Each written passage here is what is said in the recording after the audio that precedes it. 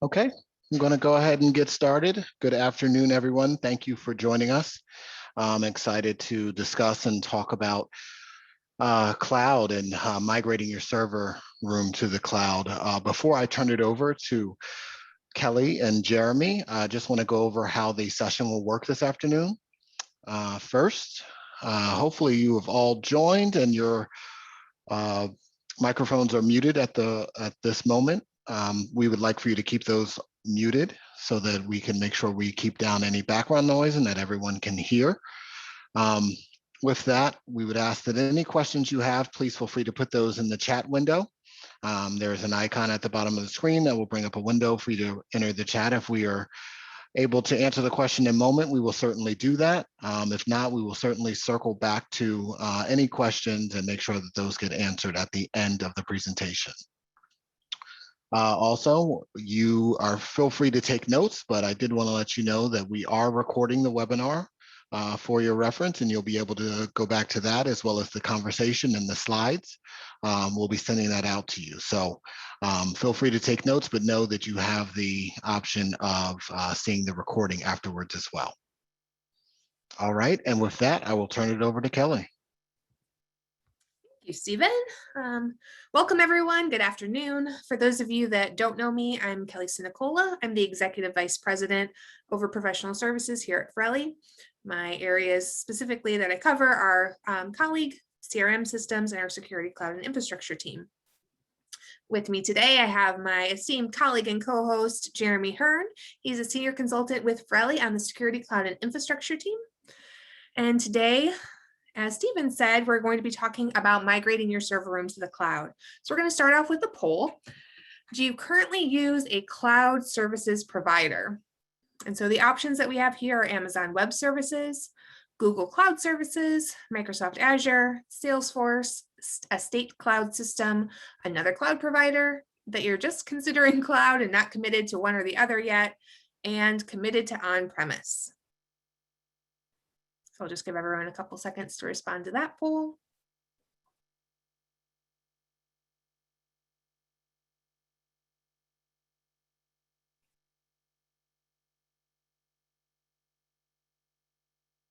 Okay.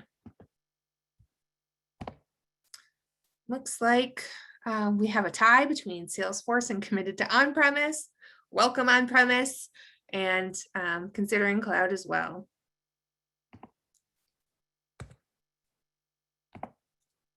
So today, for a brief overview, we're going to be going over the pros and cons of a cloud migration, some items to consider when thinking about a cloud migration and planning for that type of migration, the requirements for you to consider as well as items related to timing and planning steps. At this point, I'm going to turn it over to Jeremy, and he's going to first start by talking about why go to the cloud. Thanks, Jeremy. Oh, thanks so much, Kelly. And in the interest of full disclosure, I marked that I was committed to staying on-prem, which is probably not true. So your results might be a little bit skewed. Thanks, everybody, for joining us today. We just kind of want to give a quick overview about some cloud concepts and topics. And I will say we try to stay vendor neutral in these discussions, but you will hear me give some examples from time to time, maybe that are, suited for an Amazon AWS scenario or a Microsoft Azure scenario. And those are kind of based on what we know. So I'll jump into why. Why would we want to consider moving our data center, software services, what have you, to the cloud? Well, for one, there tend to be a cost savings. In this study from 2018, there was a 31% average infrastructure cost saving versus on-premise. And that included things like no need for backup generator expense and maintenance, no power conditioning or UPS, no air conditioning expenses and maintenance, and the ability to reclaim and repurpose server room space. And that is near and dear to my heart today because I am currently at a neighbor's house because I am without power. So I need to invest in some of this infrastructure because I cannot virtualize my entire life. Next is 62% more efficient IT infrastructure management versus on-prem. And I think what that's really trying to get at as you are really going to pay for what you use. And we're going to get more into that later, but there's going to be things like processing power that you can pay for even down to the minute. And we all know when we build a server on-prem, there are some things we can do to like share those resources. But for the most part, we're going to spec our servers to handle peak load, and they're going to operate at peak load, maybe during registration or some other busy time. And that's not going to be most days of the year, but you've still paid for those resources. So that's kind of where that's getting. Improved uptime and high availability is a big one, and that's going to be a big topic in this presentation. But basically the idea that you can have more uptime, you can have less users upset that they can't get into critical systems and things of that nature. There's no capital costs. These tend to be services. So for budgetary purposes, no capital costs. And flexibility. I'll go back to what I said about, processing power. If I need to scale something out, I have a lot of flexibility to do that in certainly all the cloud platforms that Forelli works with, and we can generally do that on demand almost instantaneously.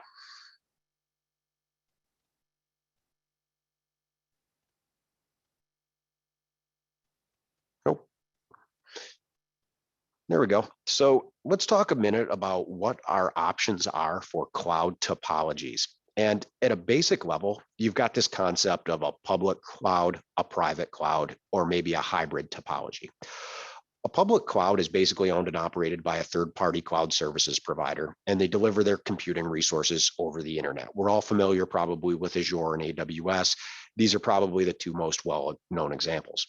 A private cloud is a cloud computing resource that's used exclusively by a single business or organization. In a private cloud, the services and infrastructure are maintained on a private network. To me, this is going to be maybe more of the rack spaces of the world. I know they do other things, but I might virtualize some of my hardware in their data center and connect it privately to my network over, maybe like a private, broadband connection or something like that.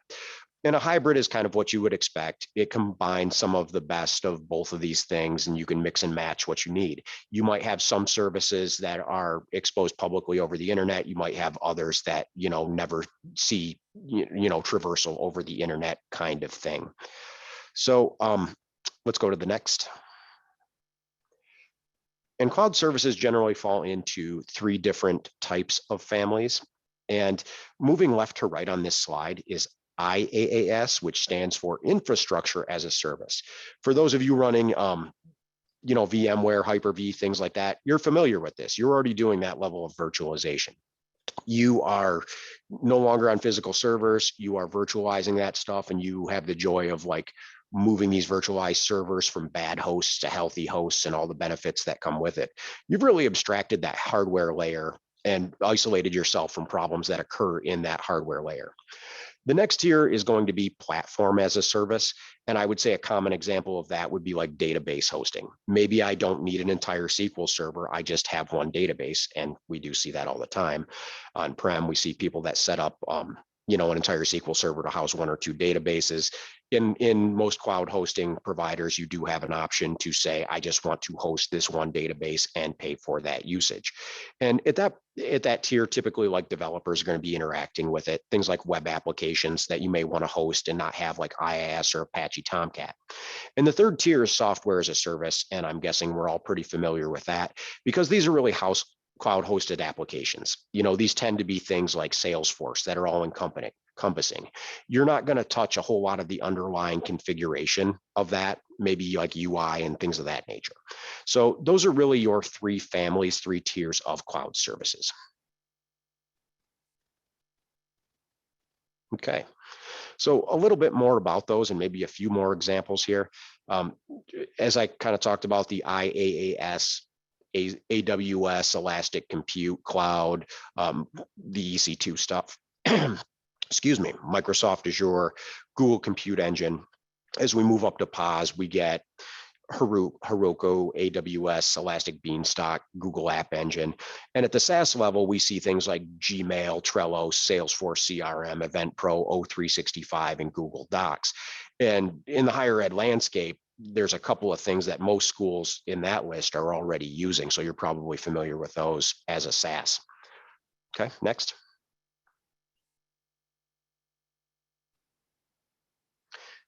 Okay, so we're going to talk a little bit about the pros and cons of going to the cloud. And I'm going to kind of list these off and I'm going to come back and talk about them a little bit more in detail. So some of the pros include business continuity. accessibility and reliability, cost savings, flexibility, performance, security with a question mark. We'll get into why that has a question mark and why it's also listed as a con, but under the cons, requires good internet connection and bandwidth, and a loss of transparency and control. You don't see everything at every level, perhaps if you're in a cloud scenario. So in terms of business continuity, that really means you're isolated from natural disasters and on-prem failures. And I recently ran across a really good example of this doing a focus group. This actually came from a student. It wasn't something that the organization had shared with me, but it sounded like the school had suffered a ransomware attack. And they had a prolonged outage that was several weeks, apparently. And the student wanted to know why he couldn't get into their portal, which was on-prem, but the school was able to maintain service on their LMS that lived in the cloud. And truth be told, he was a little bit upset about that because he thought, if you can keep this, the LMS up, why is my portal down? So business continuity, they had a disaster and they were able to continue operating from the cloud portion of their infrastructure. Accessibility and reliability, that's really that it's easily accessible from a web browser or client, high reliability to do massive data center. It has a massive data center footprint for most of these cloud hosting options. In terms of flexibility, we've talked about that a little bit, but that's the ability to change your infrastructure, scale up, scale down, scale in, scale out kind of thing. You've got that flexibility, and performance plays into that as well. Typically, you're going to scale your performance as needed. So those are all big pluses. And a lot of times those are things that would result in downtime in your data center. If I want to add resources, I might actually have to reboot a server, right? I'm sure we've all been through that. I know it's happened to me a number of times in my lifetime where it's like, okay, we're under heavy load we did not expect, and we've actually got to take this thing down and give it more memory, give it more processor cores, that sort of thing. So I would say for security, there's many different things to manage, and that's why it's a pro and a con. Depending on the scenario that you're in, the tier that you're on, infrastructure as a service, you're generally going to be responsible for maintaining that security. You're going to be dealing with virtual firewalls and networking and all of that stuff. You've really just virtualized your environment, and you still have total ownership and stewardship over how things are conducted in that environment. But when you get to the other side of the scale, on the SaaS model, there might be quite a bit more control over security. For instance, you're not going to be responsible for patching generally in a SaaS scenario. And, keeping your systems up to date through patching are a great way, one of the primary ways, in my opinion, to limit security vulnerabilities. So I would say we can go on to the next, Cal. Okay. Ease of administration is a big one. Free up time to focus on users instead of hardware. This really means you can reallocate your on-prem staff to make your end users happier. They're probably not going to be fighting so many fires on-prem, and you can really use those resources to show your organization what rock stars your IT team is. They're going to have a lot more face time. Increased flexibility, we've talked about that in a few scenarios. Less IT and network security concerns, and that has a question mark. Well, that may be because if you move enough of this to the cloud, you've really shifted the onus of like where those security concerns take place, and you may end up with some additional tools in the cloud. We will get to more on that in a few slides, but that's really what that's about. And improved system and network performance. First of all, when you move, everything's going to get a refresh. Hopefully you've learned from lessons of the past, and your new stuff is built rock solid. But in addition to that, obviously you've got these huge hosting centers that are investing millions and tens and millions of dollars in making sure that you've got good performance and uptime. Okay, so there are some cost savings that we haven't covered, and one of the big ones is you'll no longer need data center utilities that relate to monitoring and maintaining hardware. If you don't have any, there's not anything to monitor. Replacing traditional telecom, that's really going to be getting off of your POTS lines, your actual wired phones, and moving to like a voice over IP scenario. I'm guessing in this pandemic world we've been living in, everybody's had some experience with things like, Microsoft Team meetings, Zoom, like we're on now. And maybe some of you have even shifted some of your telecom needs into platforms like that. They do all offer like a voice over IP product. And then processing, we've kind of covered this, but processing power is really on demand. We're going to pay for what we're using. And if we need like a burst, we're going to pay for that burst. We're not actually, going to CDW and ordering sticks of memory to throw in hardware. Okay. So in terms of data security, they can still be vulnerable to some ransomware. And I would extend that to the earlier example I gave as well. It's not just ransomware. It's things that would come through patching. It's other forms of network intrusion, the types of vulnerabilities that you would really see on like a network vulnerability scan that maybe you get from your security provider or Forelli, if Forelli's your security provider. You would still have data privacy concerns. In fact, on your own network, you kind of know where that data is. It's in your data center and you may only expose that internally. You may expose it beyond your firewalls in different web applications and portals and things, but you kind of know where that data is. In these new scenarios, you've kind of got to think about, what networks is that data actually traversing and, how is it secured where it lives? Better automated tools to help you discover your sensitive data. There are things out there. I'll throw out Microsoft DLP as an example that are going to help you really figure out where you've got some of these risks. Kelly and I actually had a call with someone recently who cited that they had started using one of these tools and they were amazed at the number of like social security numbers in a certain form or family of forms that they were finding like on users' desktops when scanned, and particularly in users' email boxes. So a lot of these cloud platforms come with this out of the box, and it's not a third-party tool the way it was 5, 6, 7 years ago. And data encryption during transfer and at rest. All these platforms offer a suite of tools where you can encrypt the data on disk, you can encrypt perhaps even the VM, and you've got different ways to secure that data in transit. So there's a lot of new security stuff to learn. Maybe this stuff, was available on-prem, but like I said, in the cloud world, it kind of comes as part of a bundle and you're not out there spending money year after year on a third-party product that's sole purpose in life is to do this thing. Okay, shared responsibility model. And this is a Microsoft chart, but the thing that I do like here is it just really quickly illustrates, responsibilities that you've transferred to your cloud provider at the bottom, responsibilities that are retained by the customer at the top, and in the middle is where we see some crossover for responsibilities that vary by the service type. And, just quick readout here, physical host, physical network, physical data center. The only boxes that are blue, meaning they belong to you, are the on-prem scenario. Everything else is shifted to the cloud provider in this case, but in the top, information and data, devices, accounts, and identities, that all stays with you as the client. And that makes a lot of sense, right? Like Microsoft can't tell us who should have our admin accounts or what data they should have to access. So there is no magic wand for that. You're still going to have to maintain that stuff. And in the middle, I'll call out one example. Identity and directory infrastructure in a SaaS model can be shared. In a PaaS model, it can be shared. But when you get back to IaaS, that's going to reside with you. Okay, backups. The old rule of always keeping your backups in 2 places still applies in the cloud. Your cloud provider may still provide you a backup. They can, and most of the time do. Sometimes there are additional services that you can get into for higher tiers of service. But we believe, and I think just kind of general best practices dictate, you should keep your own copy of your data backed up, and that could include virtualized hardware, servers, application data, databases. And there are no shortage of backup solutions in the market that do that have the ability to get into your virtualized environment and make backups to those things to a neutral location. In fact, without calling out vendor specific names, there are 2 or 3 that are probably ubiquitous in our client base for on-prem backup that also offer on our cloud backup solutions as an add-on. So just know that that's out there and you should probably be doing that.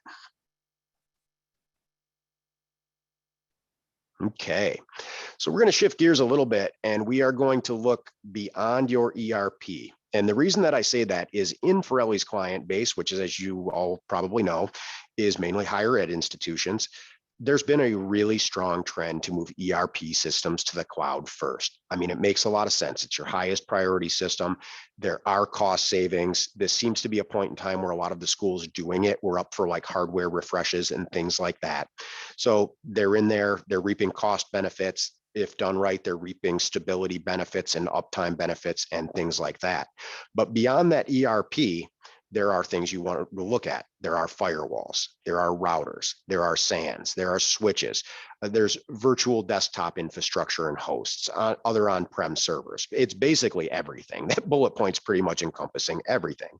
And there's generally going to be a threshold where this happens. This equipment should have a life cycle. You might use it for 5 years, and it might have a replacement cost of $80,000 or something. But when the time comes, it may be good to evaluate some of the stuff for a move to see if you can get a cost savings there.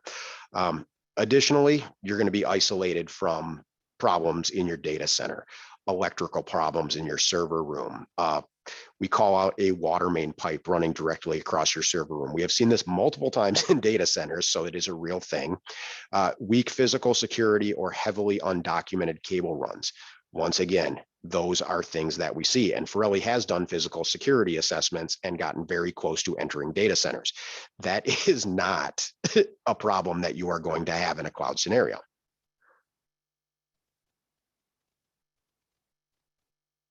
So when we look beyond your ERP and some of the hardware I called out earlier, what are some other things that you may be interested in moving to the cloud?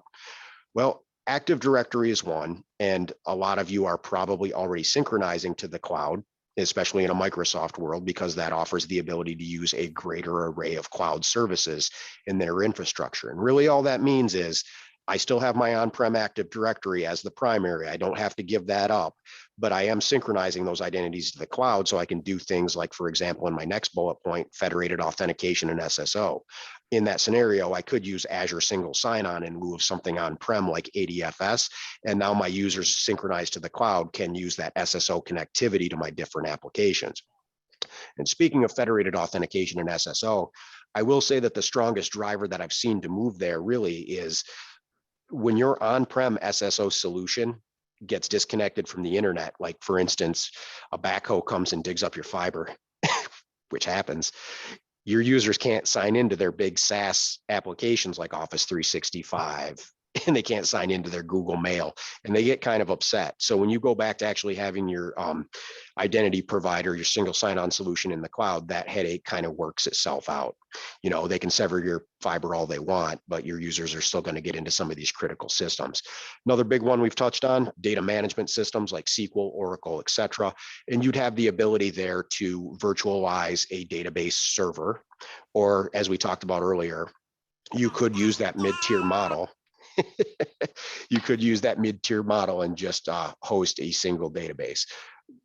Print servers, VPNs, things like that can all be virtualized. Desktop support management tools like Microsoft Intune have gained a lot of popularity and live in the cloud, can be managed from the cloud, offer a nice suite of tools there. And the same can be said for security and compliance tools. We've talked about DLP, but there are dedicated compliance products. There are dedicated monitoring and auditing products. And a lot of, like I said before, they may be an add-on to your licensing, but they are no longer a third-party tool from a dedicated vendor. And in our experience, they end up being cheaper because of it. Okay. So some questions to ask yourself when you begin planning to move to the cloud. Consider, do I have an existing cloud infrastructure? Maybe you're already using Azure or AWS in some capacity. Make a list of your requirements, take that inventory, take stock and evaluate it against that provider. Look for where you've got gaps that need to be addressed. Do I have executive sponsor or buy-in from the organization? When you're ready to move, make sure the rest of the organization is ready to move with you. Do I have a full migration plan? Well, just like any other IT project, you don't want to approach this casually. You really want to do your due diligence and make sure that you come up with a plan, and you want to make sure you know how it's going to move, when it's going to move, that kind of thing. And then does the cloud fit with my overall technology strategy? You just need to take a look at maybe what your roadmap looks like and find pieces that the cloud can take off of that plate. And lastly, for my slides, are system connectivity. So a big question that we do get this quite frequently, is how are we going to connect to this? How do you connect your on-prem resources to your cloud resources? And the truth is, these really vary depending on the architecture you choose in terms of private, public, or hybrid topologies. For instance, if you're totally public and you've got that stuff traversing the internet, you really don't need more than your internet pipe to get to them. And in a lot of cases, there might be like a site-to-site VPN involved to really secure what's happening there over a public network. But as I've called out before, in a private network scenario, you may have a dedicated pipe to such a provider. Not terribly common in higher ed from what we've seen, but really that is a trend out there. Additionally, these cloud providers all seem to have gotten very good at exposing monitoring and logging in ways that are useful in helping you troubleshoot connectivity and letting you kind of know what's missing from a network perspective. So thanks, everybody, and I will turn it back over to Kelly Sinicola. Thanks, Jeremy. And we're going to go into our second poll of the afternoon. This time, the question is, when are you planning to move to the cloud? So if you previously selected, you are devoted to on-prem, maybe Jeremy's words have changed your mind. And I'll give that poll a little while to be up. So your options for this one are this year, 1 to 3 years, 3 to 5 years, or 5 to 10 years.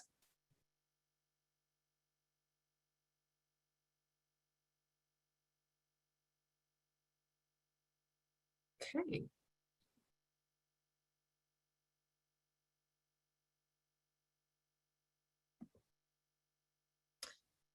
So it looks like the 1 to 3 years have it. So you guys are in the sweet spot for planning, which is important.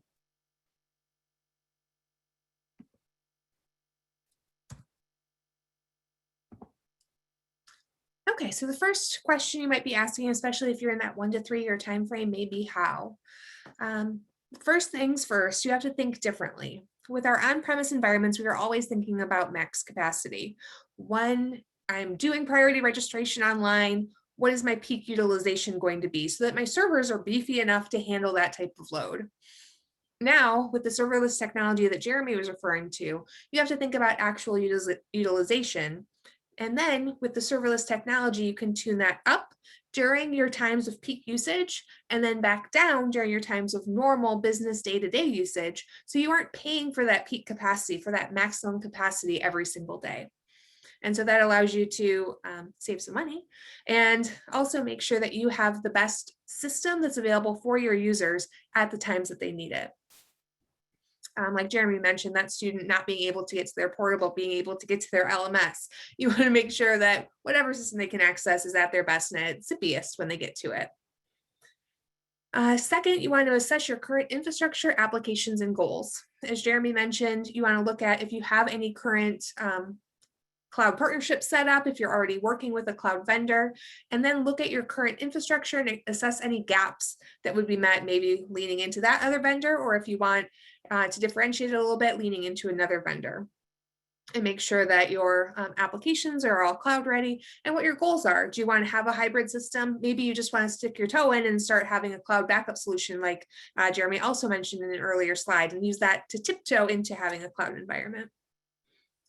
Then you want to plan how the migration will take place. This is not an easy lift. It's not a casual lift. You want to make sure that you're planning everything out and also planning against the academic calendar. So first week of classes, you want to make sure that everything's up and ready and that you aren't doing the migration during that time or any of the other peak times on campus. Then you want to build out the cloud environment.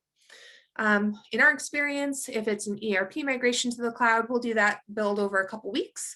If it's a more large scale rollout, then it's going to be over the course of a couple months. The good thing about doing that building is you can take your time. Since you aren't affecting any production servers, you can take your time, build out that cloud environment, and make sure that it's ready for the potential load that's really in between the next step, migrate the applications in step 6.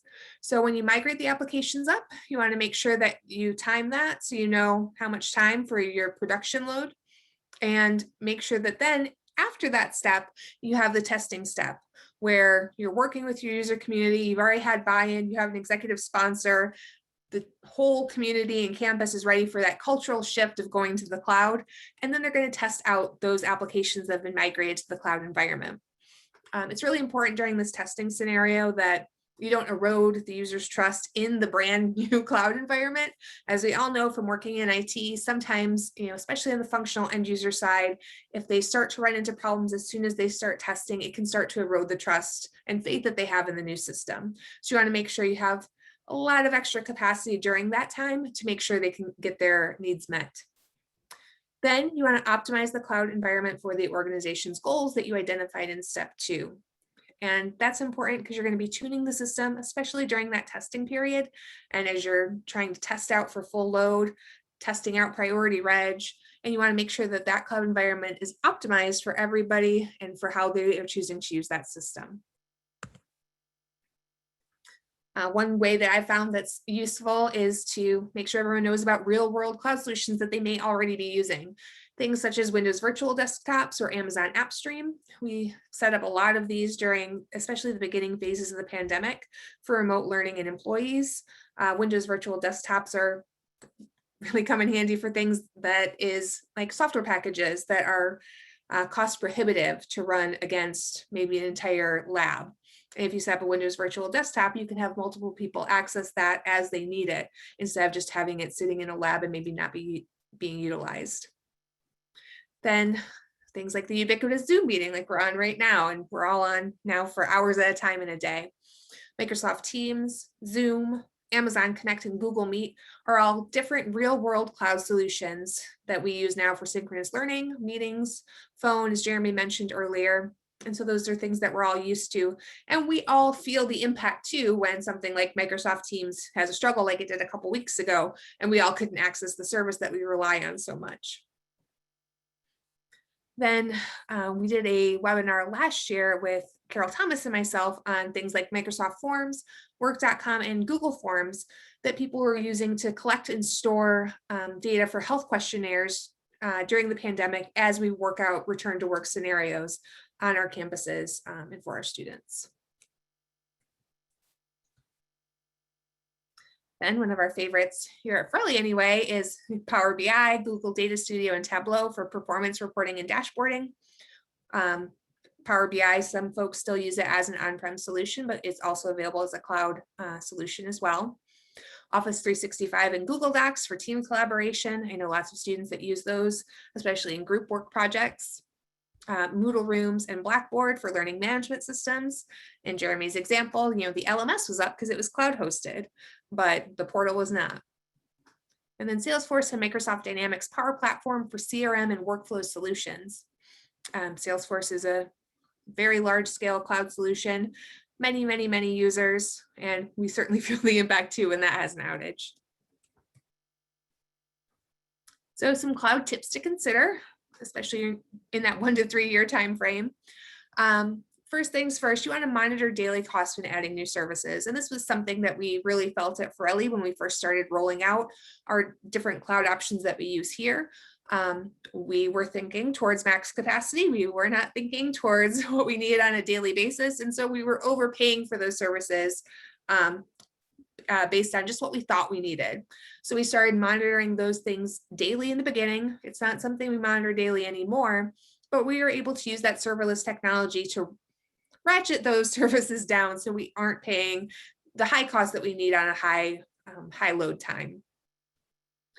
Have a plan before testing or implementing a new cloud service. This is really important. If you've been involved in any of my trainings or any webinars, I always say test, then test some more. You want to make sure that the users, like I mentioned earlier, that they have a lot of faith in this new system. Sometimes change can always be scary, right? I was going to say cloud change, but really any change can be scary. So you want to make sure that everybody has the utmost confidence in all of their business critical services, because that's what they need to do their job every day. Have a single person or a multiple person team responsible for environment or a resource group to prevent orphan services. This is really important. It goes again to that daily monitoring. You want to make sure that nothing's sort of getting flagged off. There's a lot of tools now in the cloud platforms, whether it is Azure or whether it's AWS, to make sure that those services are flagging and notifying someone. You just want to make sure that it's set to actually go somewhere. Must have a security plan, policy, and procedures. As Jeremy mentioned too on the earlier slides, Security is listed as a pro and a con, so you have to make sure that you have a plan in place and that hits all of your regulations that you have to follow as an institution.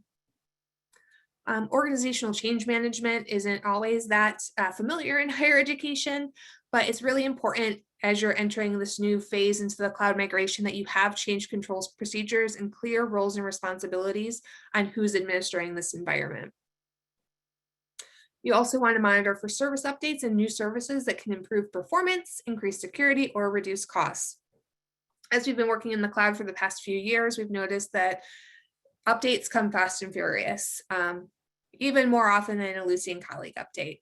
And so we have to constantly stay up to date and informed on these new updates to make sure that we can make tweaks and changes to our clients to make sure they're being able to use all of the security features that they're paying for. So to get that ROI, you have to be up to date on everything that cloud provider is changing and tweaking and improving in your service offering. So that's really important. So I recommend devoting a person or team, just like for preventing those orphan services, to focusing on those updates and following along and keeping up to date and getting new certifications. And if you don't have that person on your team, maybe they've decided to be a support evangelist instead at your institution, like Jeremy mentioned, then at least make that a requirement of your managed service provider. So as we think about cloud readiness, you want to first decide, can all of your applications be cloud hosted? This is something that we bring up because we did find some license agreements for software applications where it actually limited and restricted the type of cloud option that a client could use when hosting that application.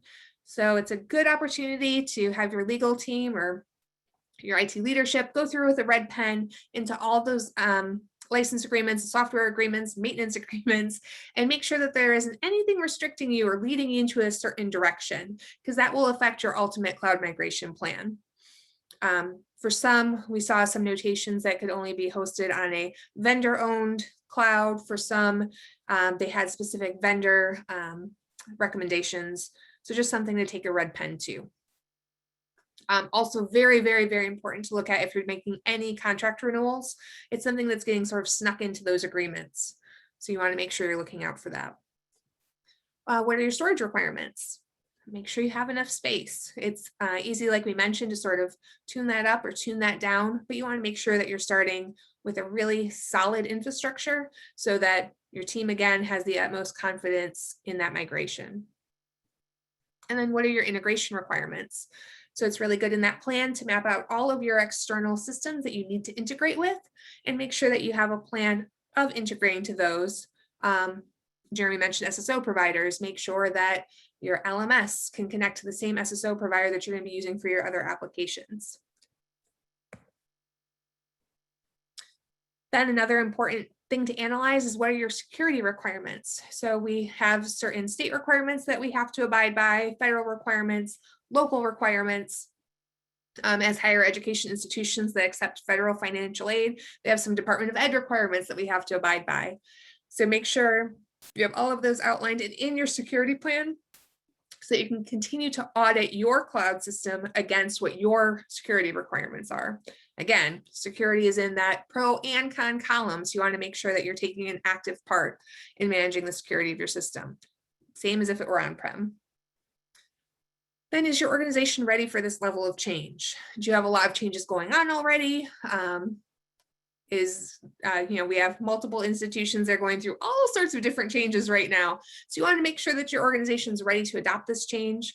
You're doing those planning steps already of making sure that you have an executive sponsor, that your IT organization and your community at large knows about this change, because it will impact ongoing IT projects. And you want to make sure that everybody's informed and ready. Do you have a documented business continuity plan? This is going to have to be updated. Well, first, you should have a business continuity plan. It should be documented. You should test your backups, all of those things that we sort of harp on already. But you want to make sure that your business continuity plan is now updated to include all of these aspects of the cloud that you have. And to Jeremy's point earlier, if you do have a water main going through your server room, and that's the one point for your whole campus to get internet from, make sure that you have some other way of getting those services, because even if you're in the cloud, but all of campus is down, you should try and have a plan for business continuity around that. Okay, at this point, we are going to open it up for questions.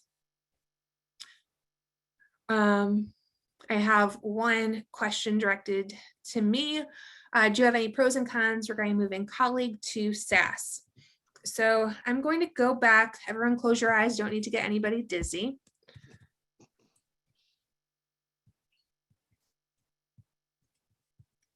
But this triangle really helps illustrate how I feel about colleague SAS. So Ellucian does have an option for SAS. They also have hosted. With Ellucian Colleague SAS, the pro is that you don't have to do software updates anymore. You don't have to maintain that infrastructure, that hardware that Ellucian Colleague sits on. The downside is, of course, that less control. You're at the very top of that pyramid, so you don't have control over when your software updates get loaded, things like self-service patches, that type of thing. So I think it's a great product, a great platform, but you have to be willing to accept that level of less control. Ellucian has been putting out a lot of software updates to accommodate more configuration instead of to accommodate less customization, because you can't customize SAS. So it really depends on your environment. If you have a lot of customization right now, it will require basically a re-implementation to make sure you can pull out all of those customizations so you're ready for a SAS environment. And you can also host on if you do want to go to the cloud but aren't willing to commit to SAS yet, you could host in one of the public cloud options like AWS or Azure. Okay. Any additional questions, please feel free to put those in the chat, or if you'd rather just come off of mute, we can take those questions live now.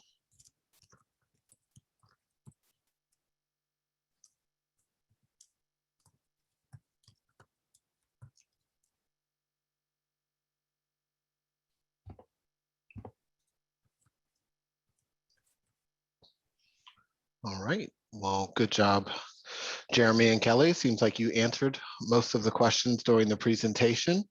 What I will say is that please feel free to reach out to us at info@forelli.com with any additional questions if they pop into your head after we sign off here. Or please feel free to share any suggestions with us about topics that you'd like to hear about for upcoming webinars. With that, I want to say thank you for joining us, and hopefully we will see you soon.